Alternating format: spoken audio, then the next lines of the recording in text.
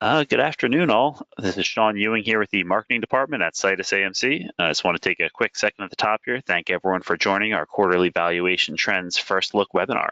Later today, we'll be emailing out a copy of the slide deck along with a recording of the webinar. And with that said, I'm proud to present our hosts, Peter Muoio, PhD, and Jen Rasmussen, PhD. Guys, the floor is yours. Thanks so much, Sean, and thank you all for attending our first look webinar. As always, this is really our chance to share with you our proprietary data covering the CRE market, first out there after the end of the quarter, and we're excited to sort of give you the update. The theme this quarter comes from something Jen, I think, ran into as she was, sort of going through the news or something. The idea that we're in interest rate purgatory, right?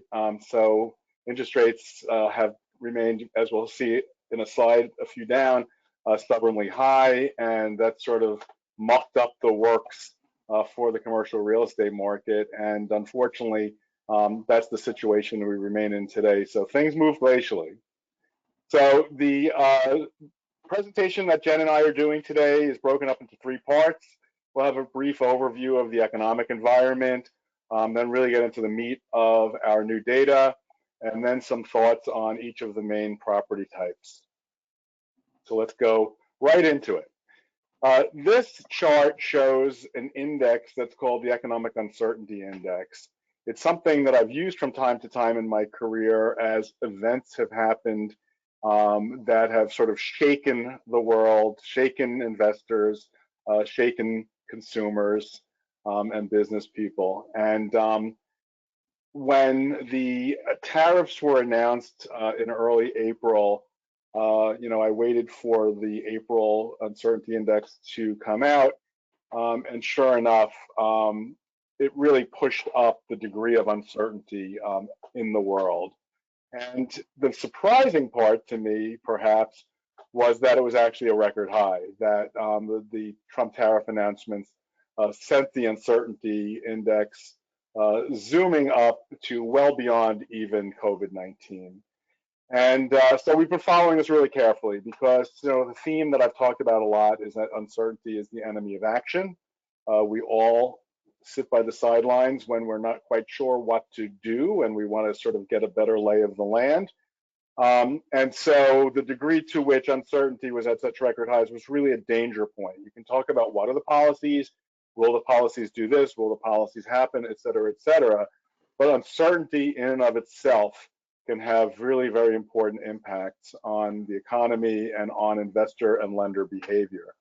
Now, the good news is since that April pop, we've got 2 more months of data, May and June, where we've started to see the uncertainty index sort of come back a little bit towards the ground. It's down significantly from what we saw in April, although as you compare it to a lot of pretty important events over several decades, it still remains relatively high. So I don't know if this is a testament to we all can get used to anything, or just the back and forth on the policies and the delays and the changes and stuff have people sort of just more in a wait and see attitude and less of into a panic mode. So taking a look at what's the economy telling us, and the reality is the U.S. economy remains resilient, and that really is best seen perhaps in the employment growth. We're not, which is the left-hand side chart on this slide. This is you're seeing month-on-month employment difference in thousands. So we're continuing to add about 150,000 new employees per month. It's not the strongest, as you can see, going back to some previous years, but it's a solid rate, and we haven't seen real big cracks yet in the labor market. When you look at GDP, which is of course always a headline news, and the most recent GDP was significantly lower when really moved markets, what we thought we would do is you can see that the dotted line here, the dotted blue line here, is showing the actual GDP change, and you can see that it was slightly negative in the first quarter of 2025, which of course is headline news after really a time period where we've seen persistent growth. what we thought was interesting is to sort of break down, well, what's happening here. And obviously what comes out loud and clear is that big red piece of the bar, which is imports. Imports count as a negative towards GDP. And what was happening is in anticipation of tariffs, businesses, consumers were pulling in imports before prices went up with new tariffs. And that is really sort of the fundamental thing behind the negative number for the GDP for the quarter.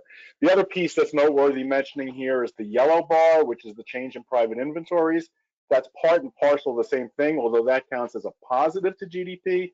And this was those imports coming in and being put into inventory in anticipation of the tariffs.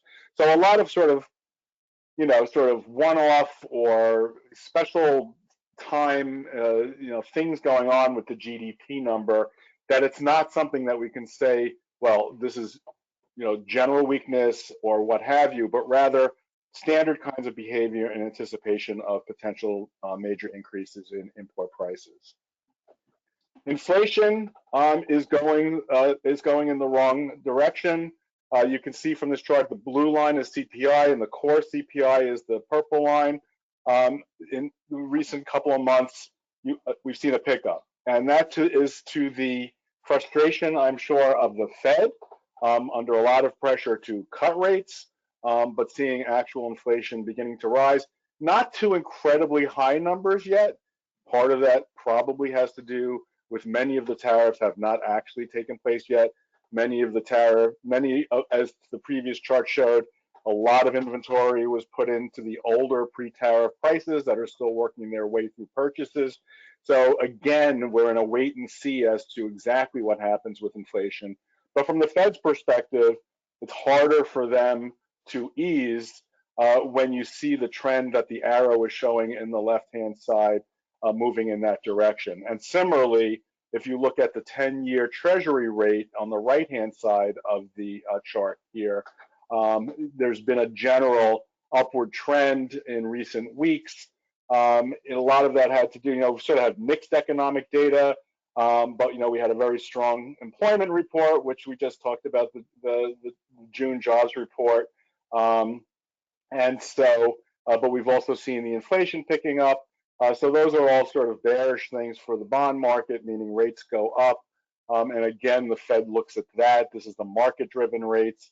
And so markets are skittish and the Fed's job remains difficult. So now getting into the capital markets data and some of our newly released data. By the way, the actual data report, the ValTrends data report, comes out in a few weeks. That brings in some other data and commentary and charts and the like.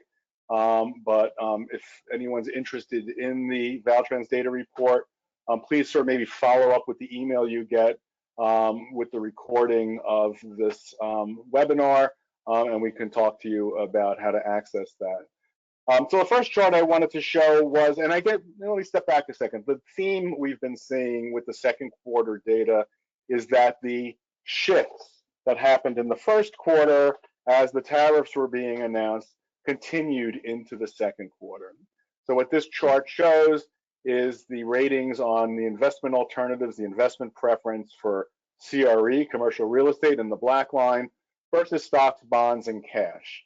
The theme that you can see here is that the sort of move to safety, in a sense, what a lot of our respondents sort of commented on in terms of the preference for commercial real estate was it's a relative safe haven compared to a lot of the volatility in other segments. So when you look at the second quarter data, the black line, which is commercial real estate, is tied with stocks for the most preferred of the major asset classes.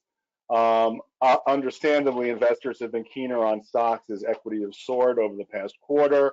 And in the sort of flip side of that, the preference for bonds and cash has waned. So our first question leading to our next chart is, how would you characterize the CRE capital markets relative to the beginning of 2025? Are they more competitive, about the same, or less competitive?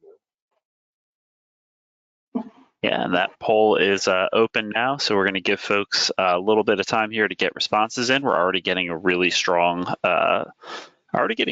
strong collection of responses here. I'll be curious to see what our panelists have to say. We're going to give it another 10 or 15 seconds just to make sure that anybody who wants to cast their vote, has an opinion, gets to be heard here.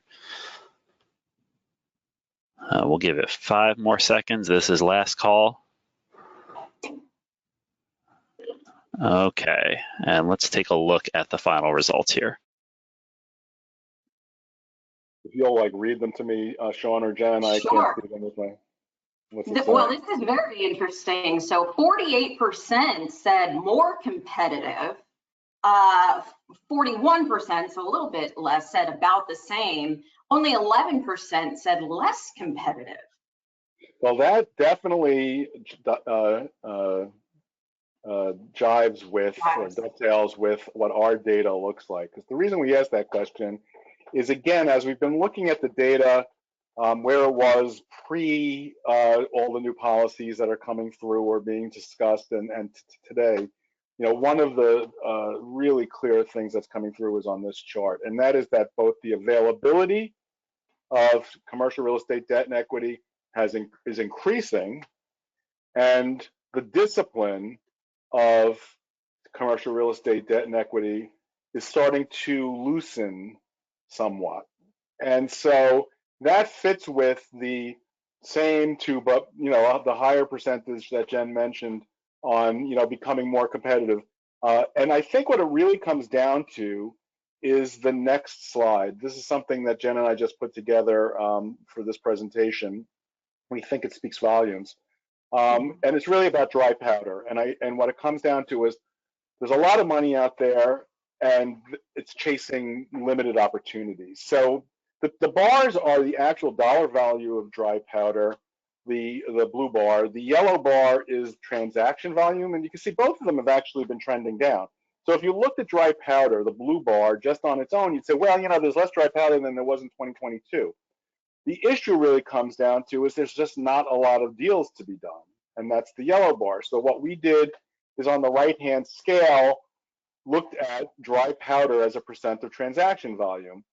Historically, if you run the numbers back, this runs at about 50%.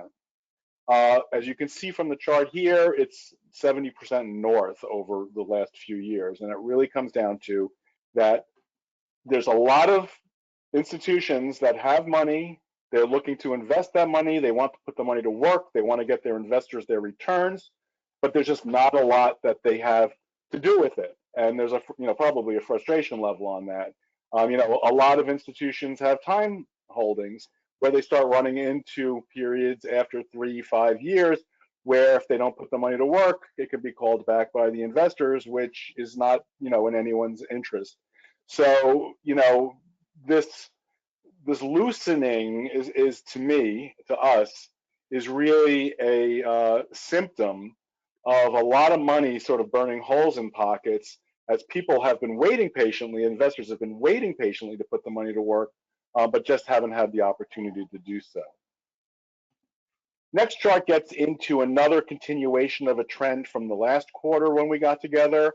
There was this sudden sort of reversal back towards the sidelines of holding as the recommendation. That's the light blue line in the first quarter, and in the second quarter, that went back, continued in that direction, further up to 76% responded that holding is the best option right now, whereas 18%, it declined to 18% on buy and 6% on sell.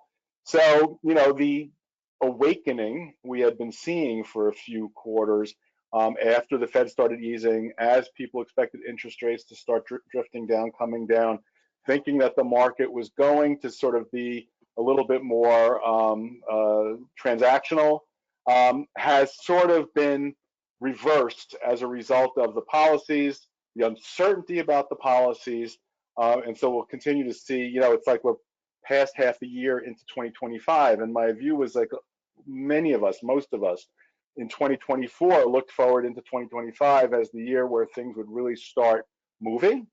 And unfortunately, the policy uncertainty and interest rate gods have not been favorable for that scenario through almost now the end of July. And with that, you can really sort of see that transaction volume continues to fall. This is the latest statistics from MSCI Real Assets. May was down to about $28 billion, slowest month for deal activity over the past year. You know, you can see that sort of pop in December of 2024. That was a lot of like, you know, end of year closing activity. But you can really draw that arrow we have in there could be drawn all the way back to October, where it's sort of been just this, you know, sort of slide down in transaction activity since right around the election to today. For the second month in a row, May's drop was primarily due to a fall off in multifamily volume, and we've seen some slight increase in industrial volume.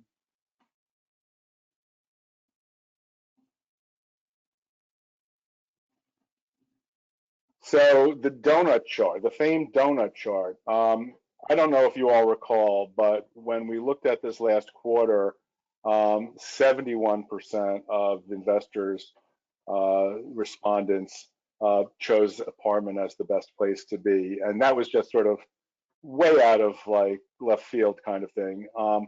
It's sort of normalizing in the second quarter where it's now to 47%. I think takeaways are twofold. One is that apartment and industrial remain by far the favored property types.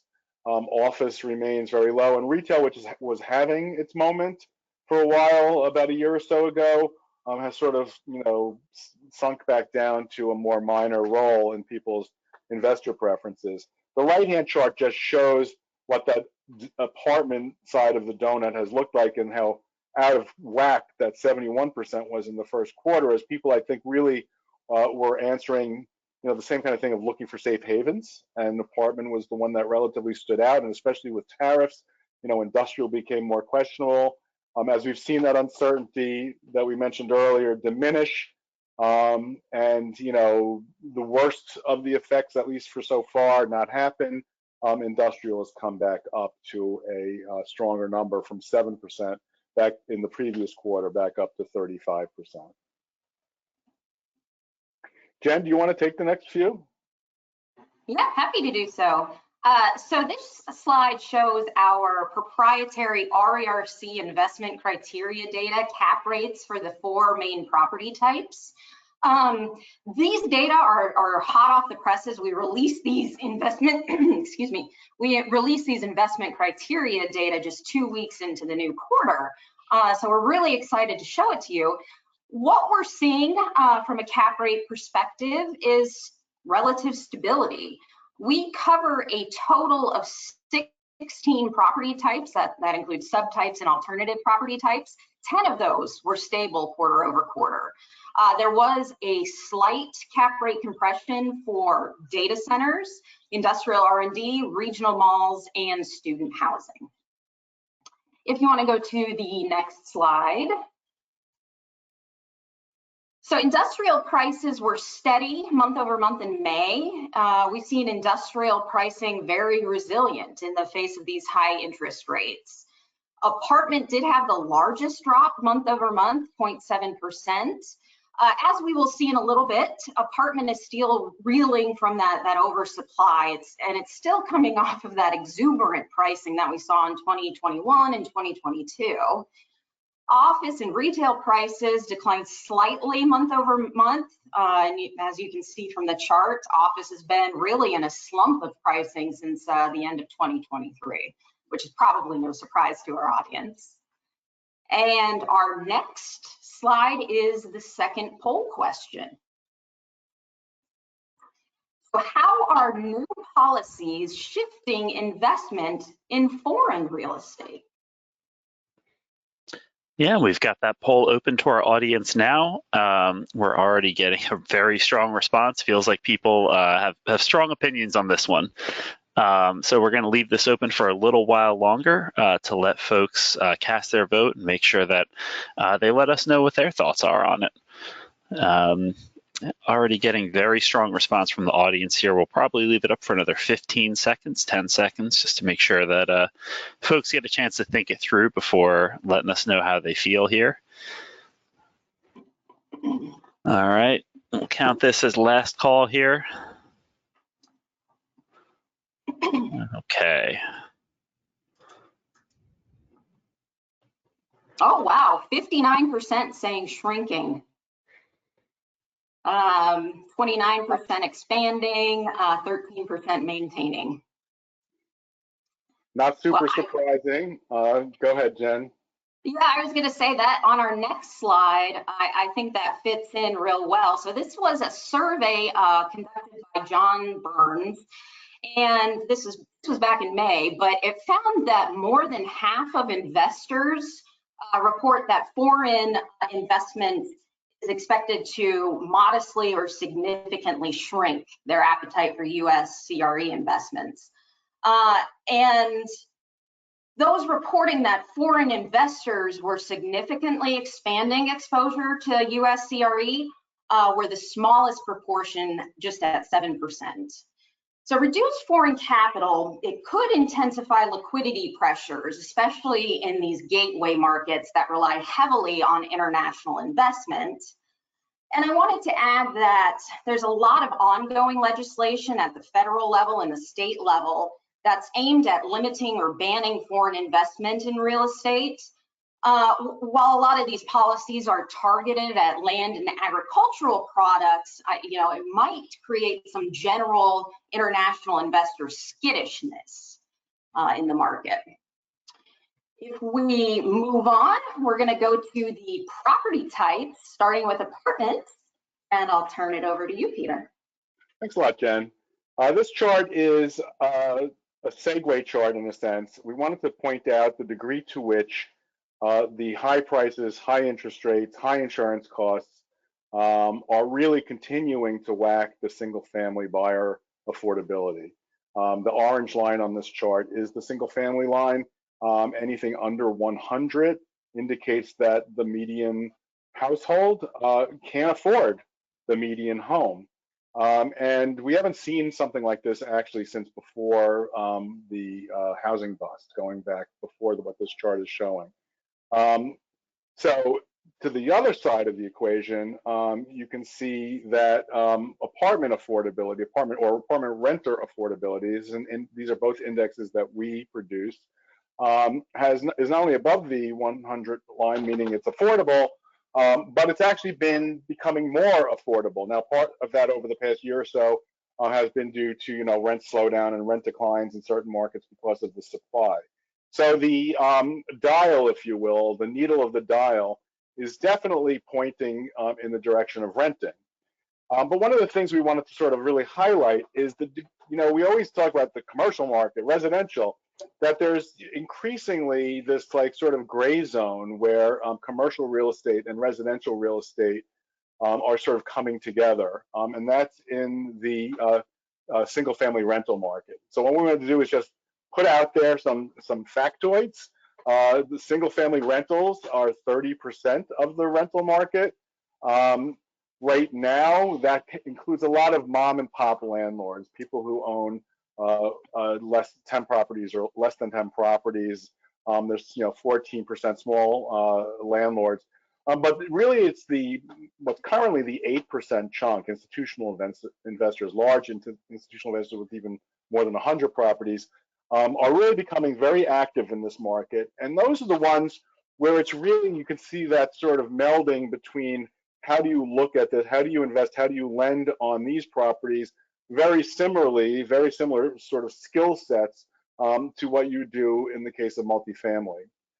Down on the lower left-hand corner, we just wanted to show, where is this most active, mostly in the South. The top single-family rental concentrations are in Atlanta, Jacksonville, and Charlotte. And then for the build-to-rent, which is a really interesting, sort of development, pun intended, are in Texas, Texas, Arizona, and Florida. And you can see sort of, how much home building is being built directly in those markets into the rental state. And so, we've talked to a lot of clients, some clients who are involved on the resi side, clients who are involved on the commercial real estate side, and clients who are interested or are investigating the potential to work on both sides, the other side. And so we wanted to show you sort of a correlation between the multifamily rent growth and single family rent growth, super high, a lot of the same kinds of issues. So there are skill sets that definitely sort of mingle between traditional apartment multifamily and single family. By the way, we also did correlations based on multifamily rent growth and single family home prices, also very strong. So this is definitely, where the old distinctions between commercial and residential start to blur. Finally, for the apartment segment, what we wanted to do is highlight our heat map for the 50 top markets, apartment markets, and look at what do they look like in our base case scenario, which is a slowing of growth as a result of the uncertainty, continued high interest rates, higher prices, all the things that we've been talking about. Or if we were actually to go into a downside scenario, which would be an all-out recession. We chose, this, and Jen's going to talk about industrial in a second, because when you look at office, when you look at retail, there's not much of a distinction because it's a distinction without a difference, because the base case scenario and the downside scenario look very similar. But it's worth highlighting the degree to which, if we were to fall into recession, while apartment still fares the best among the property types under the downside scenario, it definitely looks a lot worse. Just a note on how to interpret these: green is good, red is bad, down arrows are bad. Obviously, the down arrows in the downside scenario are the only arrows you have there because it's just comparing the downside versus the base case. But you can see no markets are really unscathed in this situation. The West turns out to be fares the worst in the downside scenario with the most downgrades, but it really is a major difference. So with that, Jen, I'm going to turn it over to you for office. Thanks, Peter. We wanted to start out just talking about these CMBS delinquencies and special servicing rates. They're now at record highs. I don't think it's a surprise to anybody that the office is the sector with the highest rate increases. There's different sides of the coin for investing depending on who you are, if you're a lender, but for this, it's good because special servicing, that's one of the sides of our business, is really seeing an uptick. And so that's what's unique, I think, about commercial real estate, is depending on who you are, if you're a builder, lender, investor, that there can be two sides of the coin. So this is good for special servicing, maybe not so much for other lines of business. The next slide looks at our fundamentals forecasts.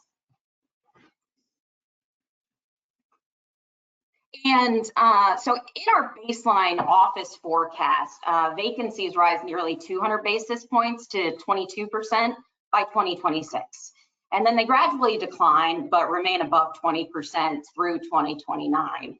Now, new this quarter, we looked at the downside scenario, and in the downside scenario, we see vacancies continuing to rise throughout 2027, and then peak at 23%. So a bit higher than our base case scenario. In both scenarios, modest improvement in the ensuing years leaves vacancies, but they're still at all-time highs. Rents follow a similar trajectory under both scenarios, with declines through 2027, albeit slightly steeper drops in our downside scenario. The next one is the heat map, and we decided not to compare this quarter's office heat map with the downside scenario because they look pretty much similar. It's just a sea or a wave of red. In the first quarter ranking, we've got an average score of 5.9. Remember, 6 is the worst. And so like I said, I don't think that's a surprise to folks on the call. Let's go ahead and hit industrial. I know we're running short on time, so I'll kind of run through these quickly. The first one looks at port activity. So industrial and retail would be the most hurt from trade disruptions. And so we looked at West ports, the Port of Long Beach and the Port of LA, to see how trade is going with China and other Asian countries. What we find is that trade has generally declined even since the election, but especially since the inauguration. And I think that's just due to the general uncertainty. However, we did see jumps in April and June, and that's as those businesses and consumers tried to kind of game the system by taking advantage in the delay in those tariffs. The next slide for industrial is a side-by-side comparison between our current quarter heat map and then under the downside scenario. So we're already seeing those softening fundamentals in industrial, and that's combining with tariff uncertainty to result in our generally weaker predicted NOI growth for the current quarter. And in the current quarter, I was thinking, Peter, ever since I was introduced to these back in early 2021, I think this is our lowest score for industrial in a given quarter.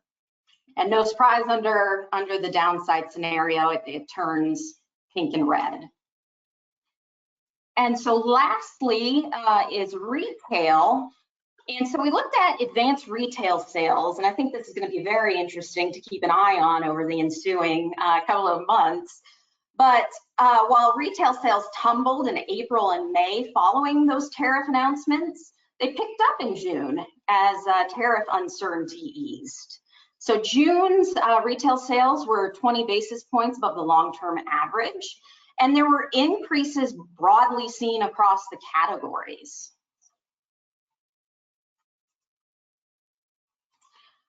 Then our baseline versus downside fundamentals forecasts. Under the baseline, retail vacancies modestly decline, but in our downside forecast, we have vacancies peaking about 50 basis points higher than the baseline in 2026, and then finish the forecast 80 basis points higher than the baseline at 10.5%.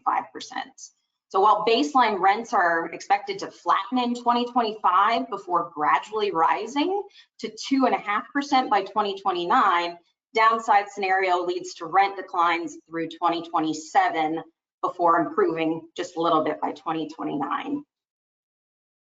And then last is our heat map for retail. And again, when you look at the downside scenario, it's just that sea of red. So in the current quarter baseline case, our NOI outlook is sort of steady Eddie for retail. Detroit kind of pops out in that map in the dark red. And in that particular metro, it's really a demand issue. We have very weak absorption forecasts. Vacancies are expected to increase substantially, even though there isn't a supply issue in that market. And with that, I thank everybody for joining us. Yeah, I'll hop in and just thank our audience for joining us, and thank you, Peter and Jen, for such a thoughtful and engaging presentation. As a reminder to all of our attendees, you can look for a follow-up email later on today. That'll have a link to download this slide deck, along with a link to the recording of this webinar. And as Peter mentioned, you can always respond to that email, or you can reach out to connect@SitusAMC.com if you have any questions, both about this material or about our upcoming ValTrends report, and I'll be happy to help out. Yeah, thanks again, everyone, and have a great day. Thanks, everyone.